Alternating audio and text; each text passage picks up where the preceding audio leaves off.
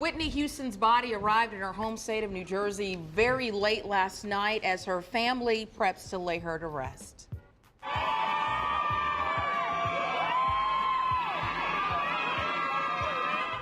Under a police escort, the golden hearse wound through Newark as fans lined the street to get a glimpse. She was flown home from L.A. in a private plane owned by actor-producer Tyler Perry. Word is a public funeral will be held for her on Friday at the Prudential Center Arena. Religious Reggie. He's wanted for using God as an excuse to break up with his girlfriend. Okay. Now, he was last seen living the life of do what feels good now, ask for forgiveness later, somewhere in Little Rock. And you see there, here's the part of what feels good now. Goes straight to one. And yes, he broke up with the first girl because of his religious beliefs, and now he's thanking God for this girl, as you see there. One Swedish-made penis enlarger pump.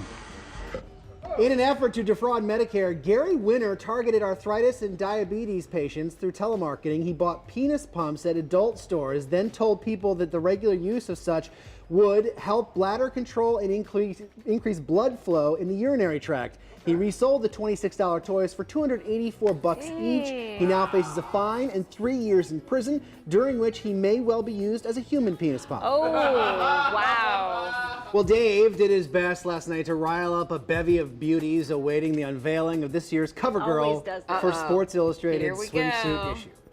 When the winner is announced, will you all act like you're happy but really be steamed? When we announce the winner, will the other 9 of you storm out, turn over the furniture? Let's see, there we go. And it's Kate Upton.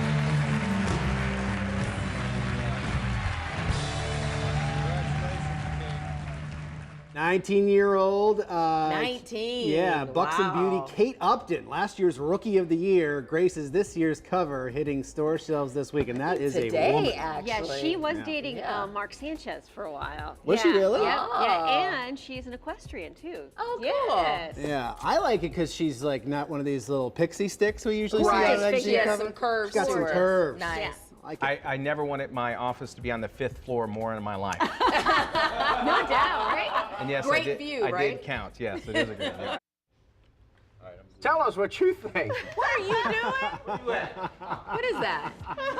It's the mic. That's like you're never supposed to. You just get up close to him, I man. wanted the effect of it being a Okay. solo shot. Okay, so yeah, keep that shot right here. Okay, here we go. Here's my... See how dramatic that was? Dynamic. Okay, dude. Let's see some Power Rangers moves here. Oh my Lord! All right, give us a couple more here. Let's say that someone's attacking you. You know, let's see the evasive move. Come at me. Oh my! Did you see that? He almost hit me. He almost hit me. All right. How about one more? One more. Just give us like some running, tumbling, something. Come on. All right. Here we go. Uh-oh. Oh my!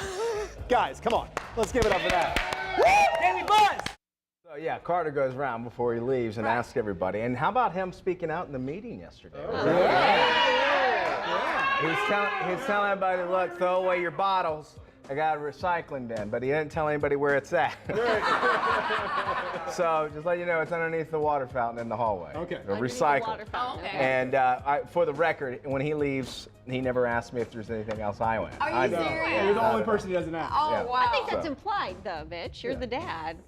You'll That he tell would, him. like, if is you're there anything, doing- like, Dad, is there any chores I can do before I leave? Even No. though he calls you. Doesn't he call you Mitch, though? Chores. Him running around with his Incredibles hat. What is wrong with him? Turn, Carter. Oh, he's taking it all. Oh. Mitch made his son feel bad. Carter, is there anything I can do for you before I do? Tell us your thoughts. So gay. Really? Yeah, it's totally gay. What did I just say? What did you say? A bill to restrict teaching about homosexuality prior to high school was approved in the state's House Education Subcommittee. Now the bill will be voted on by the full House this spring.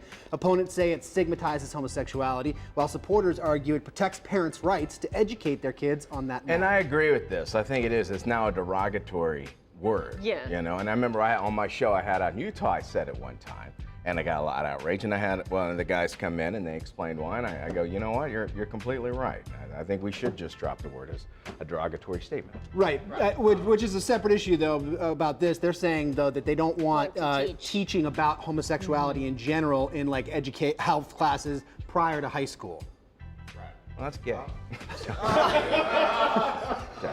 I want no email, all right?